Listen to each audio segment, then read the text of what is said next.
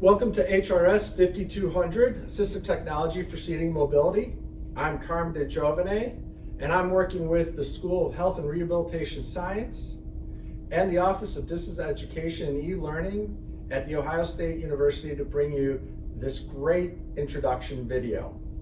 Yes, I've been doing a number of the videos. Some of the students have been commenting about the videos, so I get a little slap happy with them at times. So just bear with me. First thing I'd like to talk about, of course, is the Super Bowl, because that's coming up in the next week or so.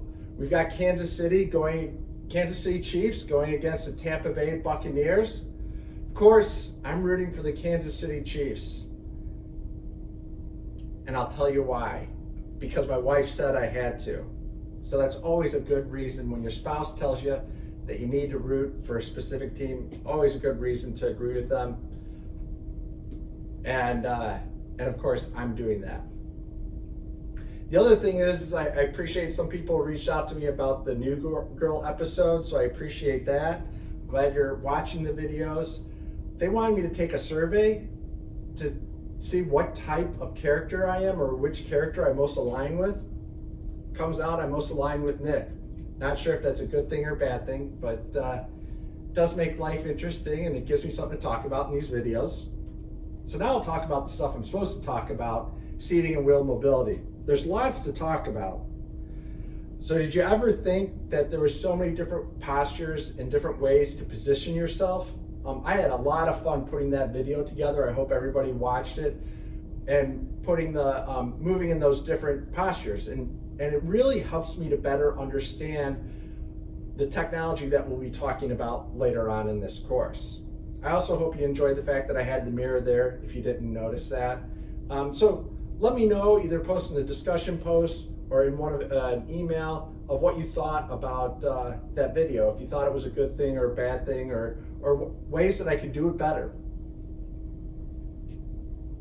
Everybody did a great job in their assignment and on careers and seating and mobility. It was great to read all of the responses and in the process learn a little bit about each of you.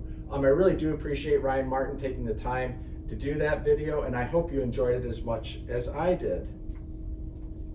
When you're answering the questions for the assignments, please check the rubrics. I provide a little bit of information on what I'm looking for in the answers, and for most assignments I include a rubric, so it's just a reminder to check that out. And when you're referencing an organization or a company or a technology, embed a link into your response. I like to see the links just to see what kind of information you're pulling from out on the internet, so that gives me a little bit more information about you and helps me to figure out better information or more appropriate information for you in the learning process. The other thing, of course, it's an important component of learning in general, and you'll be doing that throughout your career, going out to the internet to get reference material, because oftentimes that material isn't available in a textbook. Next up is pressure management. Hopefully I'll be able to put together a video. I'm going to try to put together a video on pressure management to give you a sense of how we can use pressure mapping in a clinical setting. It's a great chapter, chapter 2. I hope you enjoy it as much as I did. I know I say that a lot, but I am nerdy about this stuff. As you're reading the chapter, of course, think about the different postures. So take what you learned from previous weeks, specifically in chapter 1, and apply it to what you're learning in chapter 2. What different postures and positions affect the pressure on the ITs, on the greater trocaners, on the sacrum? The list goes on and on. Anything that has a bony prominence could be an area for the development of a pressure injury. Next week, in this module, you'll also be introduced to Jeremy. Jeremy's a great guy, and I'm really glad that he was willing to let me talk to him. He has a spinal cord injury and uses a manual wheelchair. So a little bit different of a situation than what we saw with Kelly previously. Yes, the notes go on and on and on because there's just so much to talk about in the field of seating and mobility. A couple things I want to point out is I'm going to post a link to an article from Paraplegia News on autonomous vehicles. I know that's a different type of mobility, but I thought you might be interested in it. I'll also post a link to an interview with Emma Smith. The interview was done by Bill Nolting, and it's in the Talk Rehab podcast series.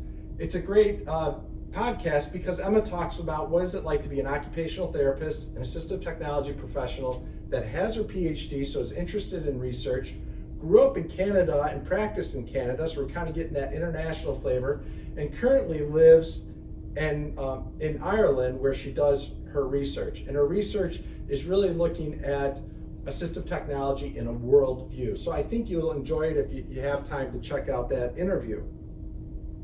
Another thing is a piece of technology that I just found out about called eye control. So check it out. It's kind of be interesting to consider how you can use eye control, or another way to use eye control to control power wheelchairs. It's not the first product that does it, but it's a little bit more elegant of a solution.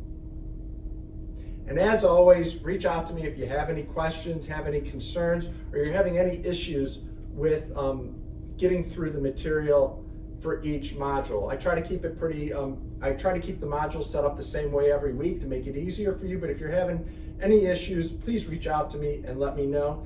And I'm always happy to meet with you in person. Well, meet with you through Zoom in person if you want to talk more about the course itself or assistive technology. Have a great week.